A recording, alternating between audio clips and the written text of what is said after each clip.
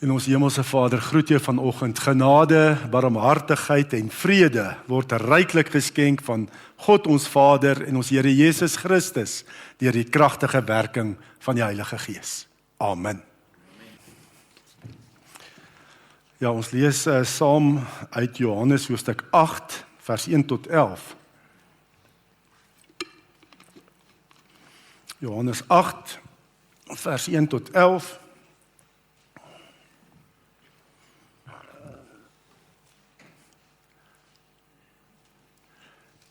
Ek het hom nie verander nie. Is ek reg?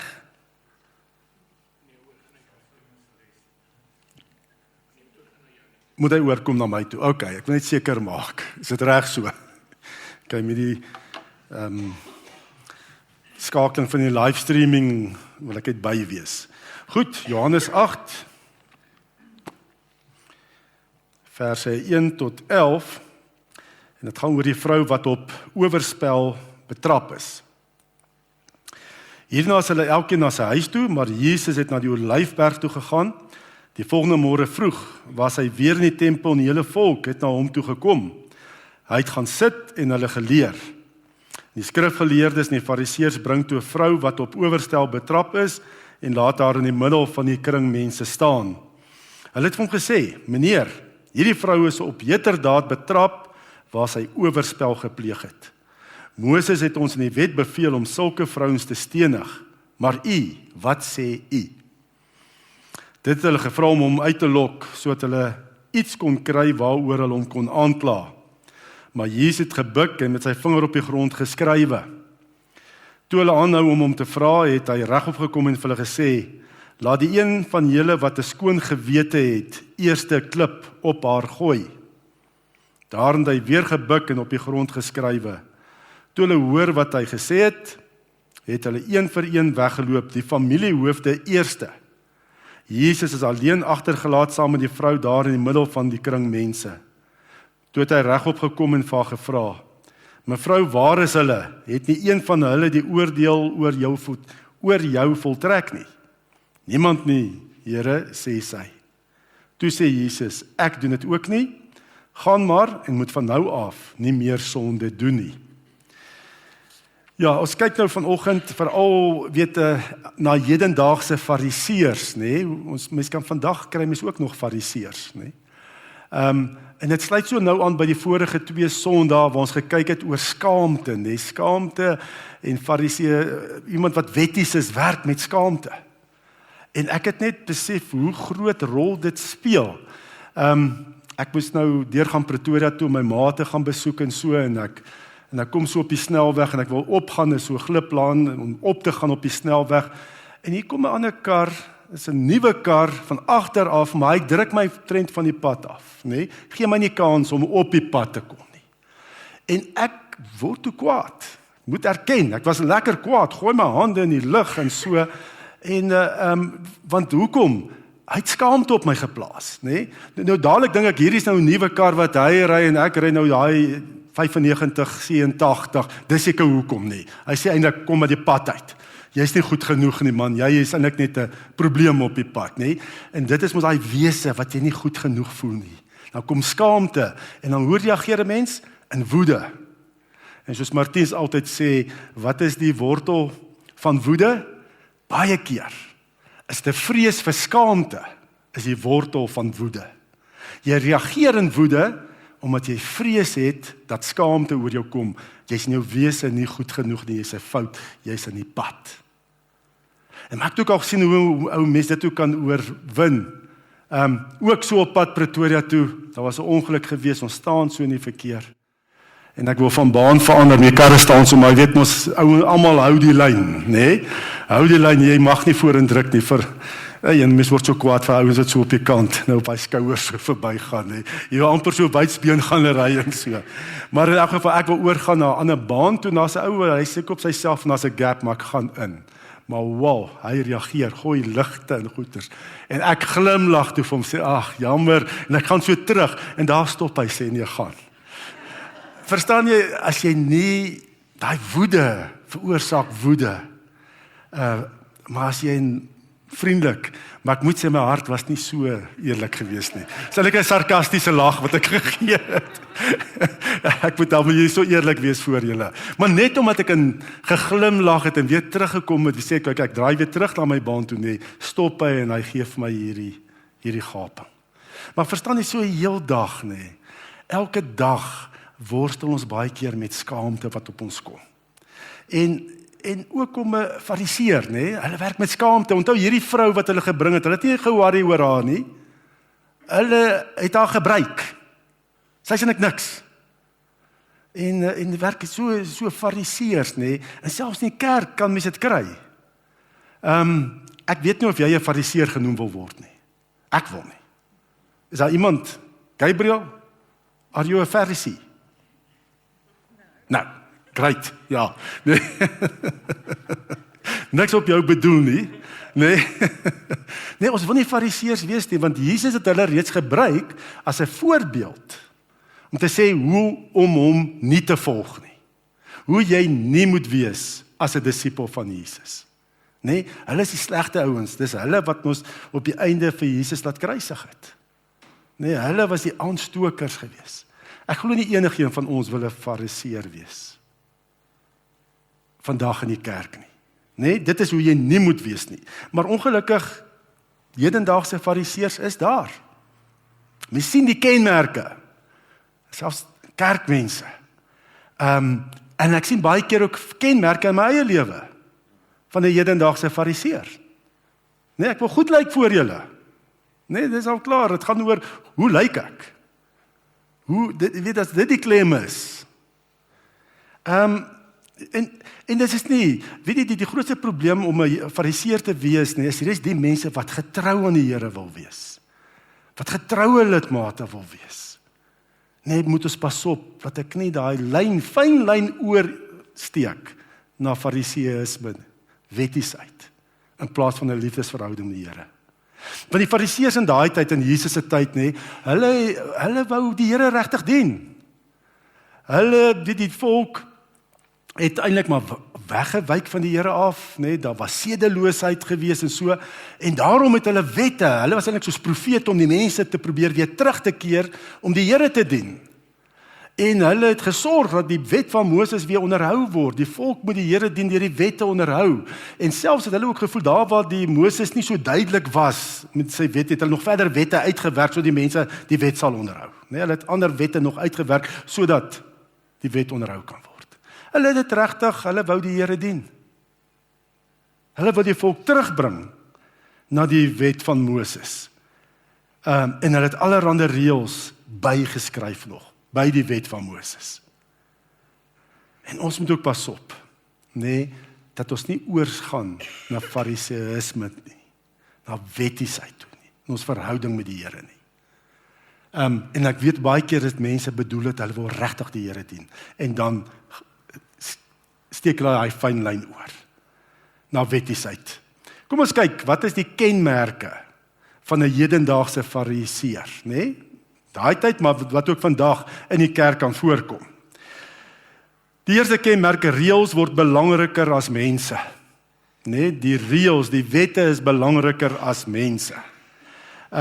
Vir die fariseërs in Jesus se tyd was die wet die belangrikste en die mense is onbelangrik. Wet belangrik, mense onbelangrik. En dit bring skaamte op mense. Daarom het hulle hierdie vrou gaan kry, hulle het haar gevang, en hulle het haar soos 'n gebruiksartikel gebruik, nee, haar misbruik net as 'n instrument, sodat hulle aanklagte kan kry teen Jesus. Hulle het nie omgegee vir hierdie vrou nie, hulle het niks vir haar omgegee nie. Hulle het 'n groter plannetjie gehad. Hulle wil Jesus in 'n lokval inlei, sodat hulle hom kan gaan aankla, want hulle het nie gehou wat hy doen nie.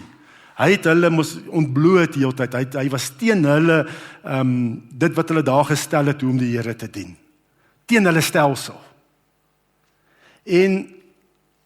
Want hulle probeer Jesus vastrek, want eintlik kon 'n Jood, Jesus kon nie, volgens die Romeinse reg in daai tyd, onthou Judas oorwin deur die Rome, en enige Jood kon nie die doodstraf vel nie. Dis slegs die Romeinse gouverneur. En dis hoekom hulle Jesus eers na Pontius Pilatus toe moes gevat het, voordat hulle hom kon laat kruisig. 'n Jood kon nie, volgens die wet van Moses, iemand die doodslag opgelê het nie. Net die Romeinse gouverneur. En hulle haat Jesus, want hy konfronteer hulle godsdienstige stelsel, en nou het hulle hierdie lokval. As Jesus sê, nee, sy mag nie gestenig word nie, nee, dan is hy mos nou nie 'n betroubare rabbi nie, nee, want as hy sê hy dinge teen die wet van Moses. Volgens die wet van Moses, as iemand met oorspel betrap word, nee, moet hy gestenig word. So as Jesus aan die een kant sê, ja, sy moet nie gestenig word nie, dan is hy nie goeie rabbi nie, want hy leer dinge teen die wet van Moses. As Jesus nou weer sê, ja, laat haar stenig, nee, gooi klippe, laat sy gestenig word, dan is hy weer by die Romeine in 'n probleem. Dan kan hom weer gaan aankla by die Romeinse gouverneur en sê, hoor hierso, hy ondermyn julle Romeinse regstelsel. Want hy sê mense moet doodgemaak word. Hy's 'n krimineel. So Jesus is in 'n, soos hy sê, catch-22. As hy sê nee, dan is hy teen die wet van Moses. As hy sê ja, dan is hy by die gouverneur in die moeilikheid. En so volgens hulle het Jesus en die vrou onderbreek of het die wette gebreek van Moses. Nee, en hulle wil eintlik hê Jesus moet vernietig word, want hy staan hulle teë soos hulle die wet van Moses uitlê. Wette was vir hulle belangrik, maar mense onbelangrik. En dan wil ek vir jou sê, daar moet ook reëls wees. Nee, daar moet ook wette wees. Dit is ons beskerming. Dit is ons mense se beskerming. Wette is belangrik, maar mense is meer belangrik as wette, as reëls, as riglyn. Daarom praat ons nie kerkorde, dis 'n orde-reëling, nie 'n wet nie. Want mense is belangriker as die reëlings. Die reëlings is net daar sodat jy die Here sal kan dien en dat mense gered kan word.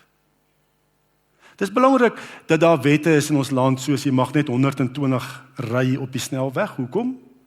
Want hoë spoed maak mense dood.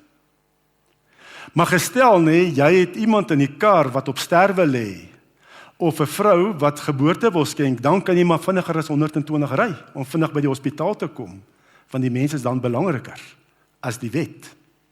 Nee, dit is om lewe te behou. Dis hoe ons na wette moet kyk. Reëls is belangrik, maar mense belangriker. Wat is tot opbou van die mens? Wat is tot redding van die mens? En dit is waarop Jesus fokus.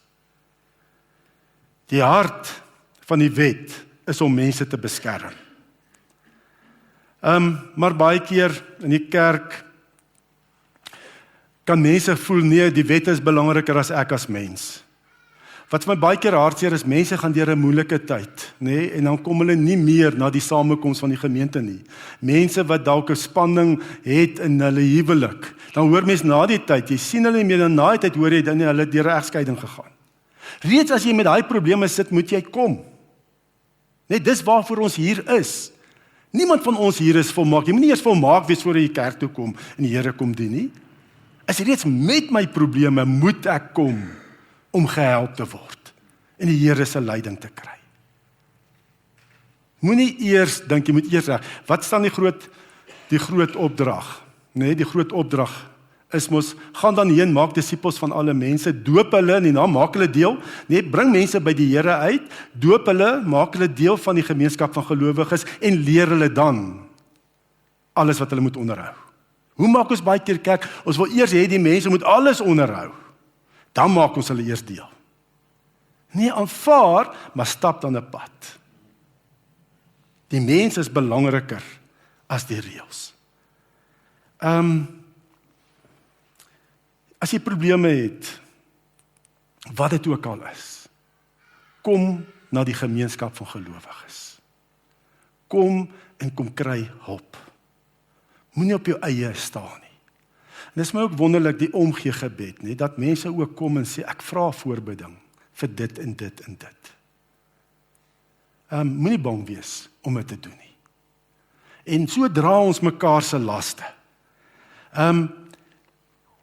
die Here, ja, pas op om nie 'n fariseer te wees nie.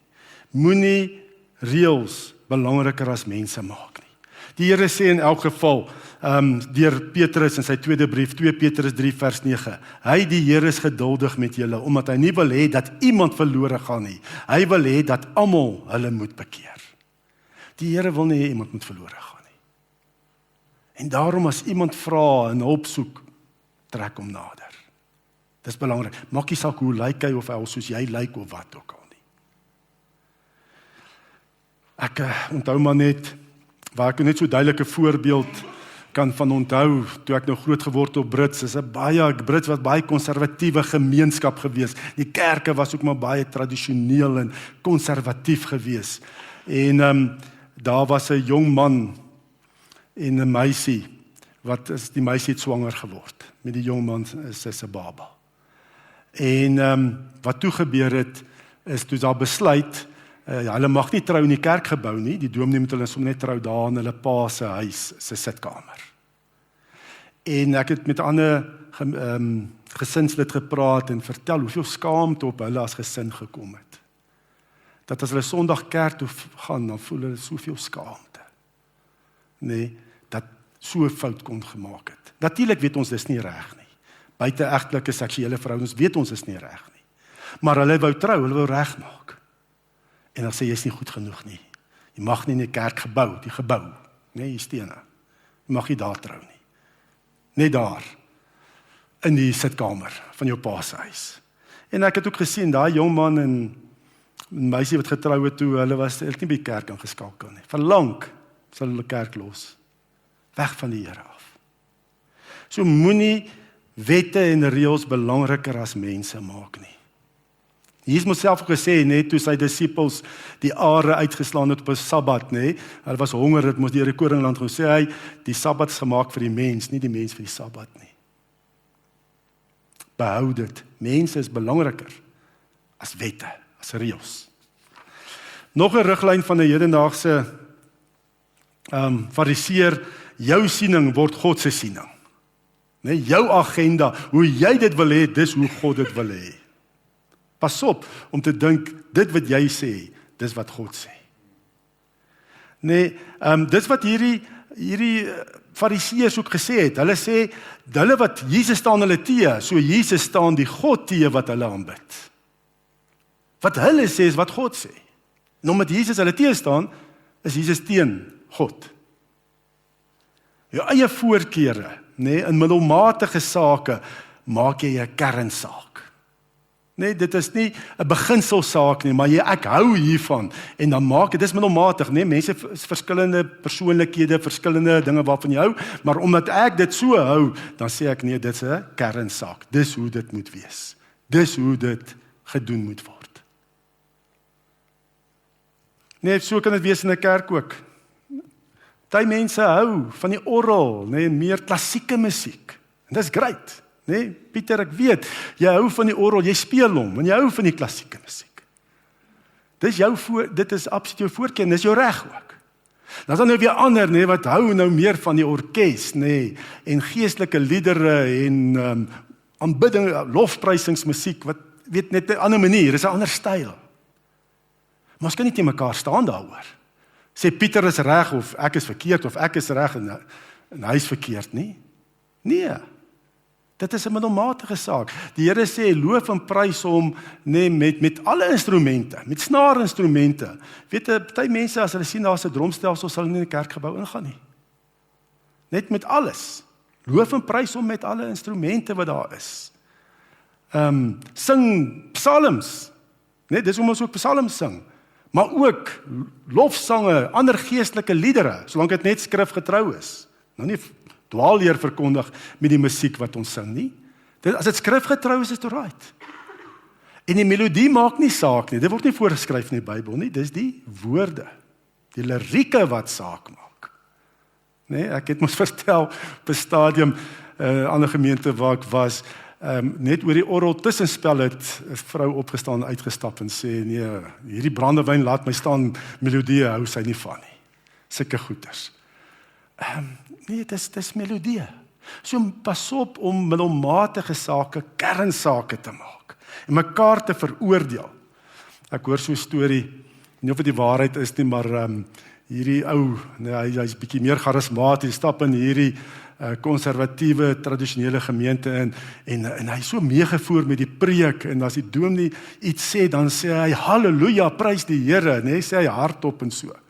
En jy kan sê, mense is nie gewoon daaraan nie. En die dominee preek, halleluja, prys die Here, en later toe staan 'n ouderling maar hier van voor waar hulle sit, gaan daar na die broer toe en sê, broer, hierso halleluja, en prys ons nie die Here nie.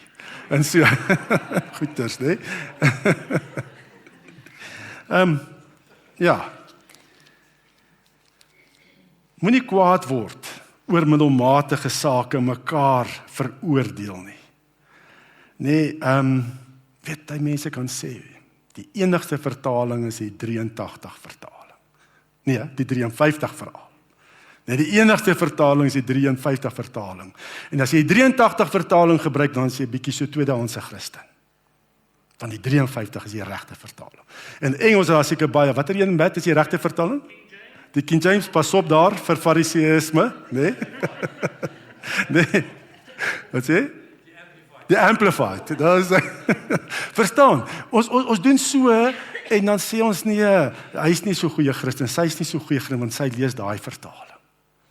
Daar is 'n paar amptelike vertalings, As jy in elk geval, jy moet gaan Grieks en Hebreëus leer, as jy by die oorspronklike een wil kom, of die naaste aan die oorspronklike, dit is ook oorgeskrewe dokumente.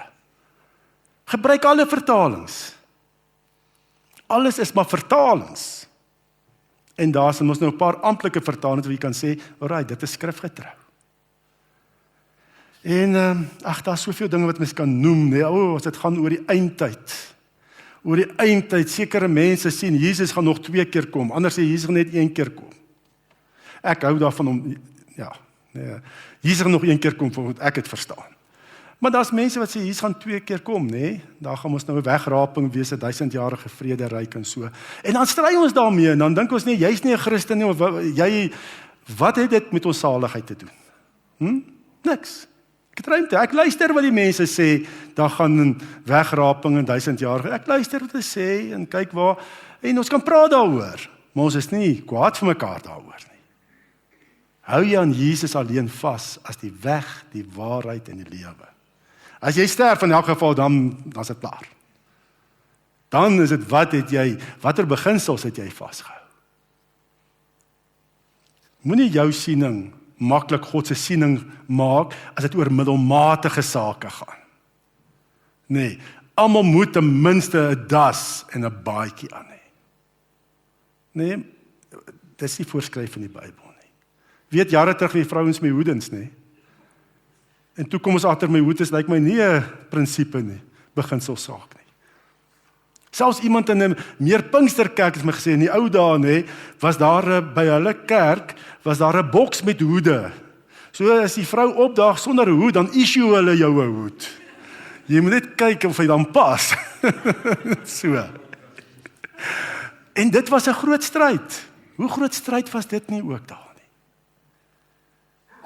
nie? As jy kwaad raak oor hierdie middelmatige sake, dan is die kans goed dat jy 'n fariseer is. 'n Hedendaagse fariseer. As jy nie na my luister, hoe ek dit wil hê, dit moet gedoen word nie, dan is die kans goed dat daai fariseïsme is in my. Ook weer, op Brits, my pa was bietjie doof in die een oor. Hy het, toe hy op skool was, het hy vir onderwyser se donkie gefluit. En toe die onderwyser vir hom fivefold ministry toegedien,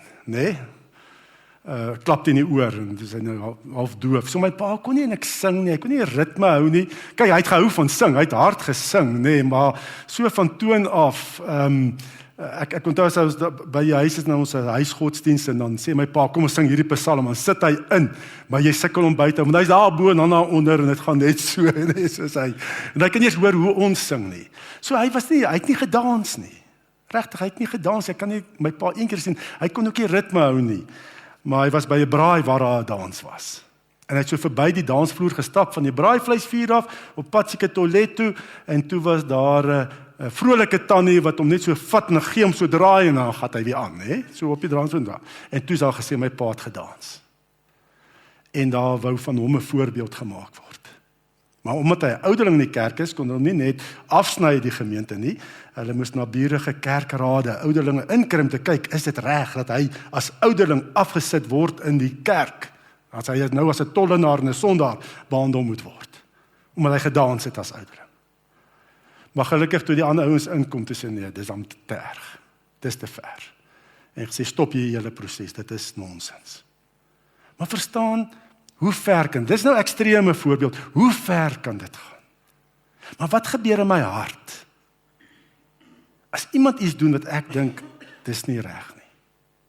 Hoe is my hart teenoor daai persoon? Skryf ek daai persoon outomaties af? Maak ek my agenda God se agenda? As jy kwaad word oor middelmatige sake, vra Heilige Gees, soos Dawid sê, Psalm 139, Here, deurgrond my hart, sien my onrus raak, en lei my op die beproefde pad. Ons gaan hier van mekaar verskil. Ons is verskillend gemaak. Ons wie kwaad te word daar nie. Ons kan praat, en vra, wat is die beste hier, tot opbou van die gemeente, eerste tot eer van die Here, en tot opbou van die gemeente. So, jou siening word God se siening, is nog 'n kenmerk. 'n derde kenmerk. Sondes, ek probeer my sondes bedek met wetsonderhouding. Ek het goeters hier wat nie reg is nie, nee, maar uiterlik kom ek baie mooi voor. Baie goed voor, want ek hou die wet. Uiterlike onderhouding van die wet. Dis wat die Fariseërs gedoen het. Hulle harte was eintlik so vol sonde. Hoogmoed, jaloesie, haat, hulle wou mense doodmaak wat nie saamstem nie, soos vir Jesus hulle kruisig. Alles was daar in die hart. Maar uiterlik lyk dit goed. Hulle bid daar waar almal vir hulle sien, nê? En kyk net hoe goeie Fariseër is ek. En hier het soveel gelykenisse vertel, nê, van die barmhartige Samaritaan, nê, hoe die Fariseër om pad loop. Al daai voorbeelde. Ek probeer, maar ek kom goed voor. Ek wil goed lyk vir mense, is die belangrikste. En Jesus sê in Matteus 23 vers 27 tot 28, elende wag vir julle skrifgeleerdes en fariseërs, huigelaars, julle soos witgeverfde grafte, wat van buite mooi lyk, maar daar binne vol doodsbeenere en allerhande onsuiverheid is. So is julle ook, van buite lyk julle vir mense vroom, maar van binne is julle vol huigelary en minagting van die wet. Vir die Here is nie belangrik hoe jy uiterlik lyk nie, die belangrikste is hoe lyk jou hart. Is jy eerlik en opreg? Dit is die belangrikste ding. Nie wat jy doen nie, ons word mos nie gered op grond van wat ons doen nie. Natuurlik as ek die redding het, gaan dit my lewe raak en verander, maar dan is dit nie om gered te word, dit is omdat ek gered is. Moenie deur uiterlike dinge probeer wegsteek nie. Wees opreg. En Jesus het hulle ontmasker in hierdie gedeelte. Het hy hulle ontmasker, hulle sondigheid. Daar staan Jesus het op die grond geskryf. Toe hulle hom nou probeer in 'n lokval lei, as hy sê ja of nee, hy mos oral nie probleme, het hy wat hy gedoen? Hy het op die grond geskryf. Sê die een wat sonder sonde is, moet die eerste klip gooi. Maar hy skryf op die grond. Nou wonder ek, wat het Jesus geskryf? Hoekom het hy spesifiek geskryf op die grond? En toe is die Fariseërs die eerste wat gaan. Die familiehoofde is die eerstes wat gegaan het. Hy het heel waarskynlik geskryf die man se naam met wie sy egbreek gepleeg het. Wie met haar egbreek gepleeg het. Want eintlik moet albei gestenig word, die man en die vrou. En dalk was hierdie man 'n Fariseër. En hulle bring net die vrou. Hy het dalk die Fariseër se naam daar geskryf met wie sy egbreek gepleeg het. Hy het dalk daar geskryf ook sondes van die ouens wat om hom staan. Sê hy, ou Piet, dit daar bietjie te veel belasting gevra. Daai ek weet nie, nê? Dit staan nie hier nie, maar ek dink net, hoekom toe Jesus geskryf het hulle begin wegstap. Hy het dalk sondes daar neerskryf, hulle harte openbaar wat aangaan. En hulle besef maar nie een kan die klip gooi nie. Hulle almal is te sondig. Eerlikheid en opregtheid is belangriker as om voor mense goed te lyk. Ek lees ook so 'n verhaal van 'n ma met haar seentjie, 4-jarige seentjie, was ook in die kerk gewees en daar so die dominee het ook gepreek uit hierdie skrifgedeelte van die vrou wat oorspel gepleeg het en hulle is na die eerdiens ry hulle huis toe, sê die 4-jarige seentjie vir sy ma, ek het besluit ek gaan ophou sonde doen. Dis gaaf. Wat het jou laat besluit om op te hou sonde te doen?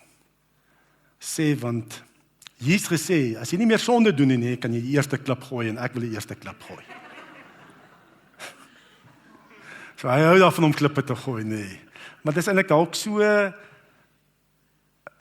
sê ons vra vir die kinders, nee, wat is die waarheid, nee? Die uit sy gelinge kom die waarheid. Dis eintlik wat in ons harte en die vlees aangaan, in ons mense se harte. Ons hou daarvan om die eerste klip te gooi. Ja, ons kan saam goed om te kritiseer, te vertel hoe in sulke goed. Jesus was heeltemal anders. Hy het nie daarvan gehou om 'n klip te gooi nie. Hy het daai sonde reeds op hom gevat. En hy het gaan betaal daarvoor aan die kruis. Hy het nie kom om te veroordeel nie. Hy het gekom om te kom red. Dis wat Jesus kom doen het. Dis God se hart.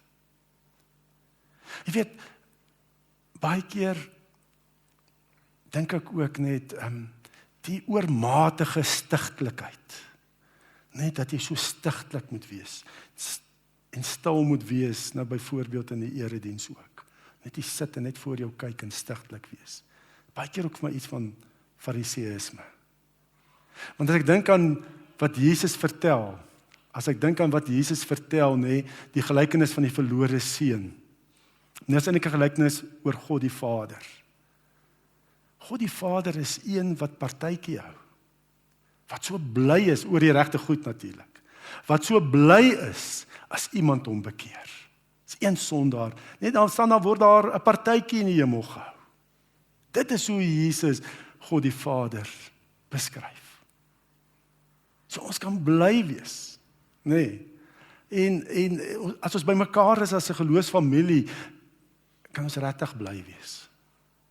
Saam feesvier dat ek sien jou weer hier, nee, want ons gaan ons hemelse Vader in die erediens ontmoet. Ons gaan sy naam groot maak. Dit is so lekker om hier te wees. Dit moet lekker wees vir jou om hier te wees. Nou sê ja, maar ek wil nie twee gesig wees nie, so as ek nie lus om kerk toe kom, gaan ek eerder wegbly. Weet jy wat, doen die regte ding, dan gaan die gesindheid ook regkom. Dis wat die Here God vir Kain gesê het. Hy sê, hoekom is jy so terneergedruk in goeters, nee. Sal dit nie verander, nee, as jy daar gaan lees in Genesis, as jy die regte ding doen nie. Ja, partykeer moet ek maar 'n besluit neem. Here, ek voel vanoggend nie. Nee, dis beerdkrag, daar's nie, dis donker, nee. Maar ek wil my gees kom lig om U te eer. En ek besluit om die regte ding te doen. En dan fokus ek op wat ek sê hier en hoe ek sing en so. Die Here hou van feeste. Dit is hoekom die Jode soveel feeste gehad het. Hou van regtig partytjie hou. Want hy het ons kom red. Dis iets om oor bly te wees. Absoluut die grootste partytjie te hou, om gered te wees. Maar dis nie dat Jesus die sonde goed praat nie. Wat sê hy vir hierdie vrou op die einde? Nee, hy sê, gaan dan heen, ek veroordeel ook nie, maar gaan heen en sondig nie meer nie. So hy behou die sondaar mens, nee, maar hy veroordeel die daad, nee, en dis die verskil tussen skaamte en skuld. Skuld kan jy regmaak, bekeer. Skaamte kan jy niks aan doen nie. Maar hy behou haar, en sê ek veroordeel ook nie. Want hy het ook gesê, ons almal ken, Ja, so hy het vir die vrou, mevrou, waar is hulle? Het nie een van hulle oordeel oor jou voltrek en niemand nie, Here, sê sy. Toe sê Jesus, ek doen dit ook nie. Gaan maar, moet van nou af nie meer sonde doen nie. En ons almal ken ook Johannes 3 vers 16. God die wêreld so lief gehad, dat hy sy enigste seun gegee het, so die wat in hom glo nie verlore sal gaan nie, maar die ewige lewe sal hê. Maar ons moet ook vers 17 lees. Die eerste keer wat Jesus aarde toe gekom het, nê? Sê hy, God nie die seun na die wêreld toe gestuur om die wêreld te veroordeel nie, maar sodat die wêreld deur hom gered kan word. Die eerste keer wat Jesus na die aarde toe gekom het, hy as verlosser gekom om ons te red, nie om ons te veroordeel nie. Maar die tweede keer wat hy kom, dan kom hy as regter. Dan is die genadetyd verby. Maar voor sy wederkoms nie, moet ons in sy genade lewe. En ek beplan dit.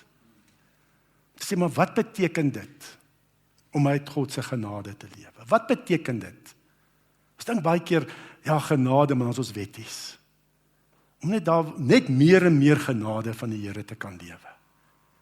En dit is my ook 'n openbaring hoe ek baie keer dink, ek is hierdie genadige mens, maar as ek so wetties.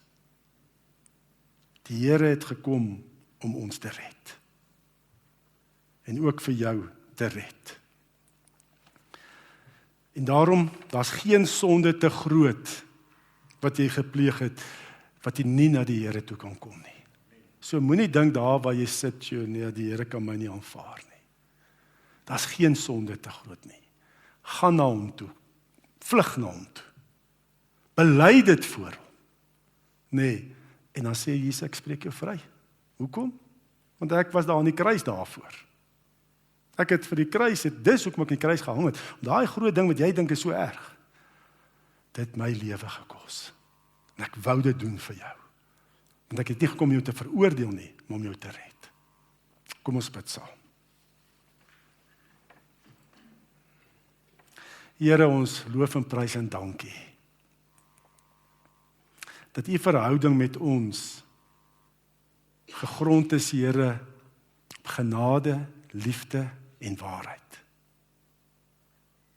En Here, dat ons vanuit u genade kan lewe elke dag. En dan blymoedig kan wees, Here, dat ons u heerlikheid kan uitstraal uit ons lewens, Here. Maar ons weet ook, Here, sodra ons wetties raak, Here, dan blokkeer dit u heerlikheid in ons lewens.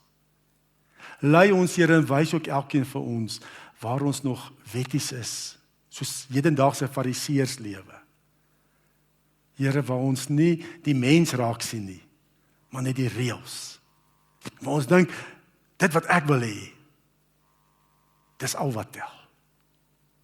En waar ek net wil goed voorkom voor mense. Kom reinig ons harte. Vul ons met u genade en u liefde, wat gegrond is op u waarheid, u woord. In Jesus se naam. Amen.